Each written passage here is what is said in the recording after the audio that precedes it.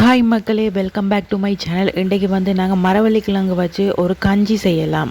நல்ல டேஸ்ட்டாக இருக்கும், ஹெல்த்தியான ஃபுட்டும் கூட. நீங்கள் ட்ரை பண்ணி பாருங்கள். அதுக்கு நான் 3 மரவள்ளி கிழங்கு எடுத்து அதில் தோலை நல்லா சீவி அதை 2-3 தண்ணியில் அதில் மரவள்ளி கிழங்குல இருக்கிற மண்ணெல்லாம் போகிற அளவுக்கு கழுவி எடுத்து நல்ல ஒரு மண் சட்டியில் அதுக்களவான தண்ணி விட்டு நான் வேக வச்சு கொள்ளணும்.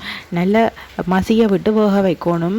அப்போ தான் கஞ்சிக்கு நல்ல டேஸ்ட்டாக இருக்கும். அது நல்லா வெந்த உடனே அதில் இருக்கிற தண்ணியை எடுத்து போட்டு நல்லா தேங்காய் பால் மரவள்ளி கிழங்கு மூழ்கும் வரைக்கும் விட்டுட்டு அதில் ஒரு அகப்ப சீனி, அளவான சீனி, நான் இன்றைக்கி வெள்ளை சீனி எடுத்தேன். நான் இன்றைக்கு இந்த ப்ரௌன் சுகர் இல்லாதபடியாக நீங்கள் இருந்தால் ப்ரௌன் சுகர் நல்லா ஹெல்த்தி, நீங்கள் அதை ஆட் பண்ணுங்க. அதை விட்டு நல்லா கொதிக்க விடணும். கொதிக்க விடக்கூட ஒரு 2-3 கொதி விடணும். 2-3 கொதி வந்தோடனே தேவையான அளவு உப்பு போட்டு இறக்கிடணும். இறக்கிட்டு சர்வ் பண்ணினா நல்ல சூடான டேஸ்ட்டான மரவள்ளி கிழங்கு கஞ்சி ரெடி.